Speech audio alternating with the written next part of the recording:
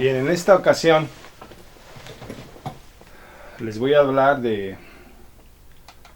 con más detalle de este tema, que este título se denomina La Biblia es un fractal. Bueno, pues aquí tenemos la Biblia, el libro más influyente de todos los tiempos, y voy a exponer pues lo que he estado investigando de las escrituras. Y pues básicamente este texto es un fractal literario. Y aquí voy a dar una evidencia de todo esto. ¿Ok? Soy Roberto Ruiz Cerón, les saludo desde la Ciudad de México. Y bueno, pues vamos a iniciar entonces. Les doy la bienvenida. De nuevo, soy Roberto Ruiz Cerón, nací en la Ciudad de México, soy licenciado en quiropráctica y simplemente dejo que la Biblia se interprete a sí misma. Es decir, no pretendo convencer a nadie o desconvencer a nadie. Mi único objetivo es simplemente explicar lo que he estado investigando sobre la estructura literaria de este texto, que es la Santa Escritura como se la conoce. En círculos católicos se la conoce como Sagrada Escritura, en círculos protestantes la Santa Escritura o la Santa Biblia, en fin, es variable, ¿no? Las Biblias protestantes como esta, la Reina Valera 1960, pues tienen 66 libros, las Biblias católicas tienen 72 porque añaden los así llamados deuterocanónicos, o que los protestantes denominan apócrifos, etc. Hay varias ediciones de la Biblia. Entonces, este es un servidor, soy quiropráctico, ya tengo 12 años ejerciendo como quiropráctico, pero comencé a leer la Biblia desde los 16 años porque pues mi madre nos la leía en voz alta, porque ella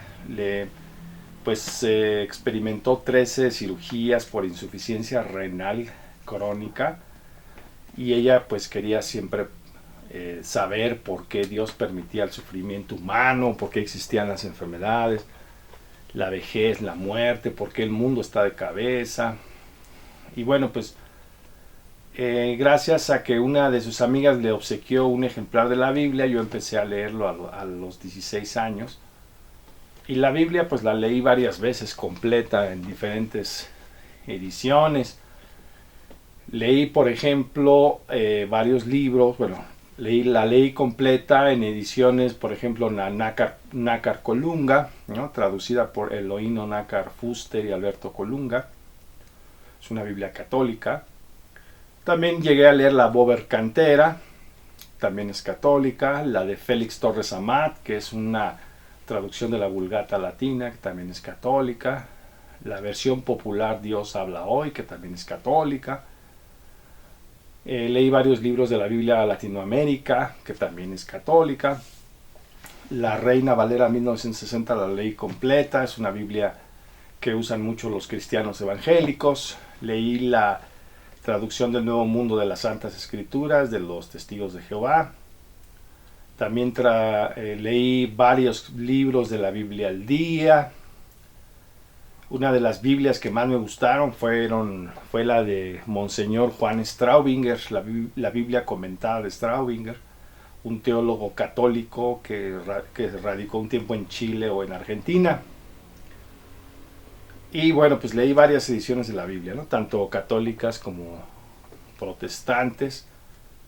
Y entonces después estudié el Nuevo Testamento en griego, aprendí griego por mi cuenta, y estudié el texto griego de Westcott y Hort, de Mateo a Apocalipsis, y después el texto griego de Nestle Aland en su 26ª edición, el Nuevo Testamento.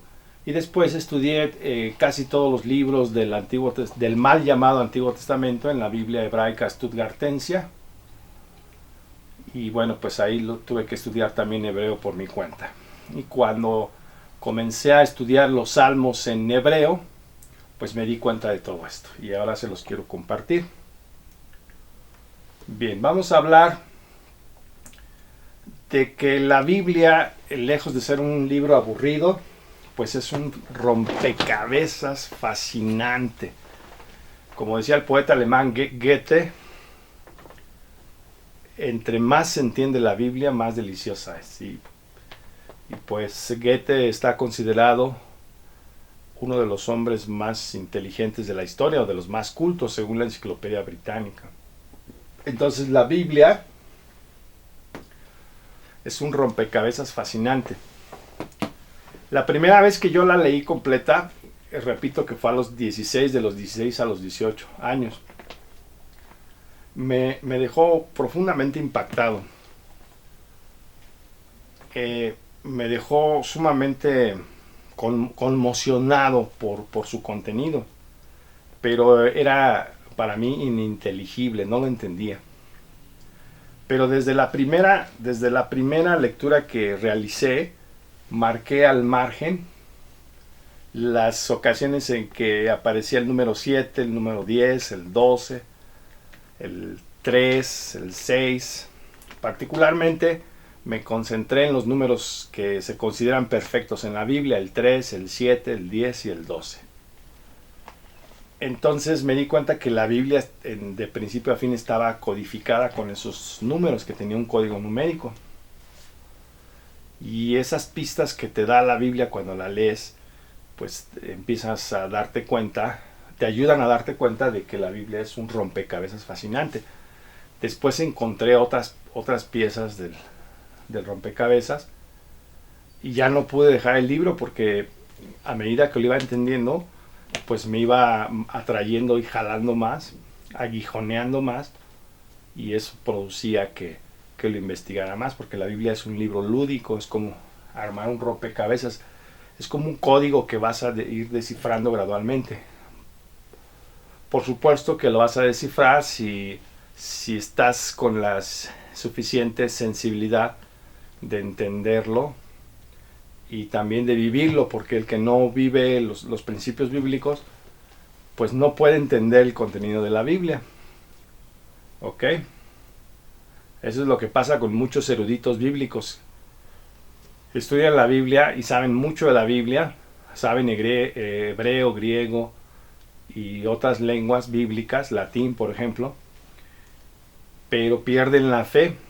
Y por otro lado, los pastores que vemos en internet son, según ellos tienen mucha fe, pero casi no conocen la Biblia.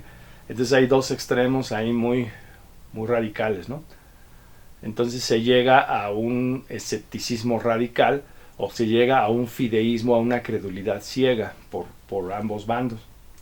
Pero si hacemos a un lado esos bandos, realmente la Biblia es un rompecabezas, es un rompecabezas realmente fascinante, asombroso.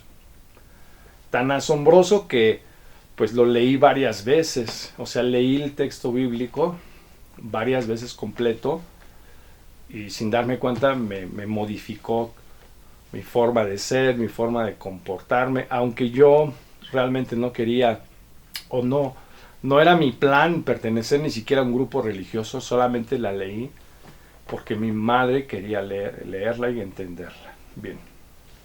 Entonces, la Biblia es un libro muy complejo, porque vamos a tener que estudiar tipos y antitipos, profecías, estudiar los atributos de Dios, estudiar la acción de la Ruach HaKodesh, o Espíritu Santo en la historia, el Pneumaton Agion, como dice el Nuevo Testamento, estudiar el plan de salvación y las edades, eones, o como le llamaban algunos cristianos protestantes, dispensaciones.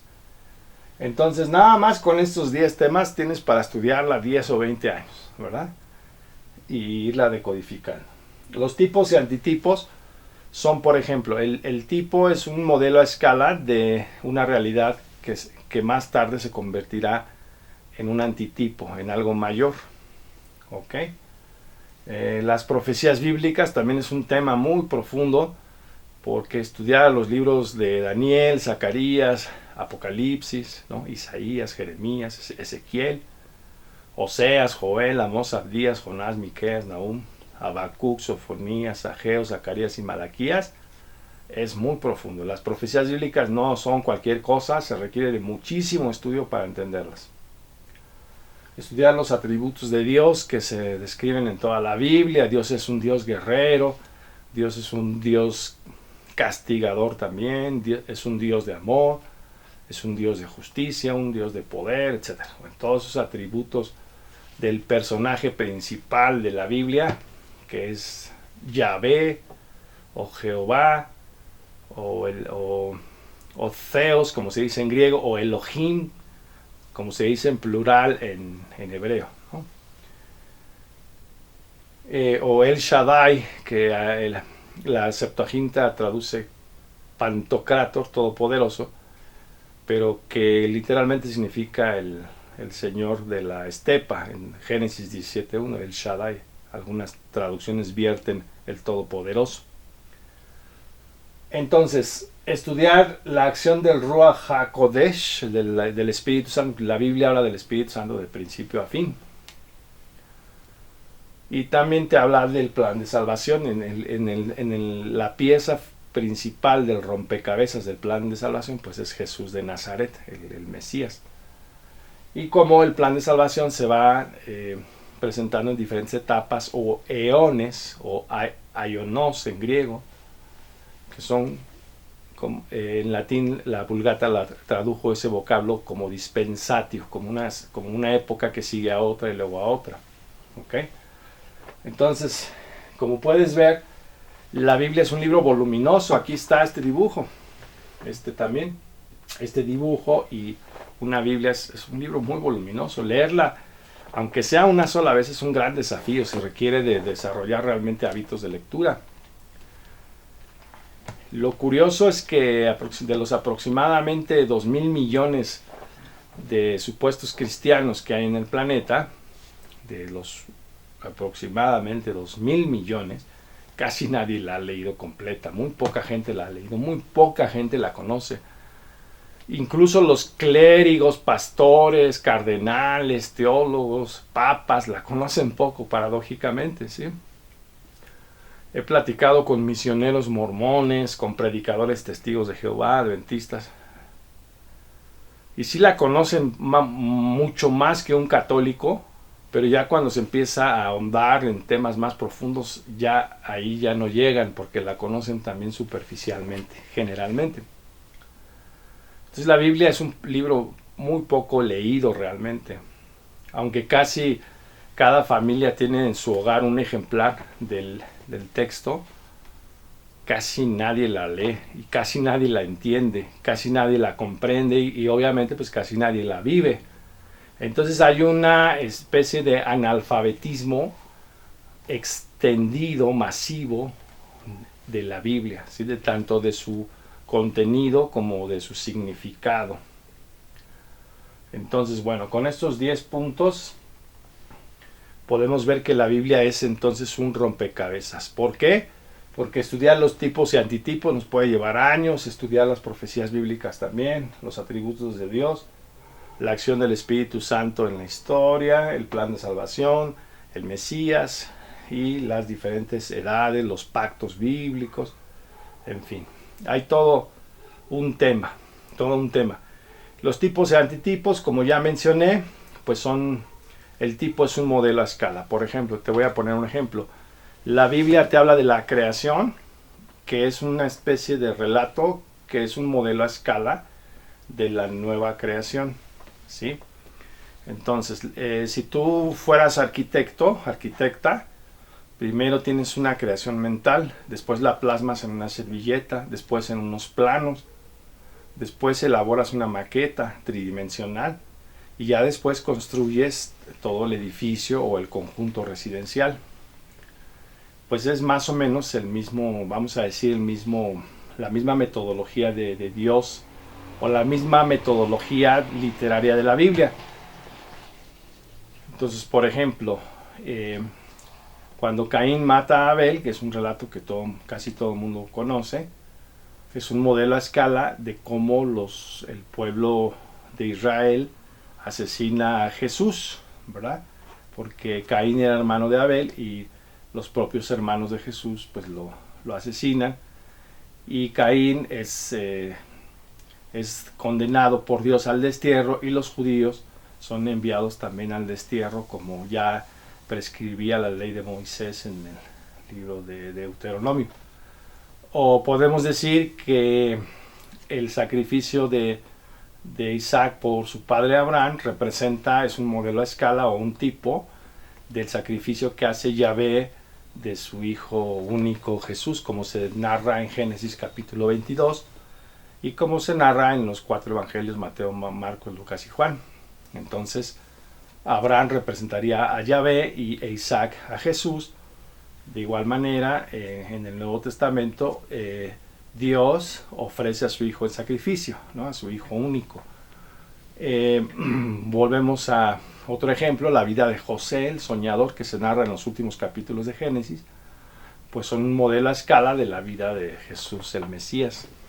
Cuando nace Moisés, Faraón manda a matar a todos los niños, y Moisés es arrojado en un cesto de vegetal o de mimbre y por el río Nilo, y lo rescata la hija de Faraón, y ahí lo cría en la corte egipcia. Pues acá, cuando nace Jesús, Herodes el Grande manda asesinar a los niños, y entonces José y María tienen que huir con el niño Jesús hacia Egipto. Entonces la Biblia primero te presenta un modelo a escala y después un modelo mayor, o por ejemplo el profeta Elías era un modelo a escala de la predicación de Juan el Bautista, y el profeta Eliseo, que fue su sucesor, de la predicación de Jesús, particularmente de Jesús de Nazaret. Entonces estos son algunos de los tipos y antitipos, porque toda la Biblia está llena de tipos y antitipos. Por ejemplo, el sacerdocio de Aarón, el sumo sacerdote en el tabernáculo de Israel en el desierto, es un modelo a escala del sacerdocio de Jesús, ¿no? Como sumo sacerdote. O Melquisedec, el rey de Salem, que se menciona en el libro de Génesis, es un modelo a escala de Jesús como sumo sacerdote, que no tuvo sucesores, según lo que explica la carta a los hebreos. En fin, entonces muchos de los eventos que describe el Antiguo Testamento son modelos a escala o tipos de algo mayor, que serían en este caso los antitipos. Los mismos milagros de Elías y Eliseo fueron modelos a escala de los milagros de Jesús y los apóstoles, y también del ministerio de Juan Bautista, como ya mencioné en el caso de Elías.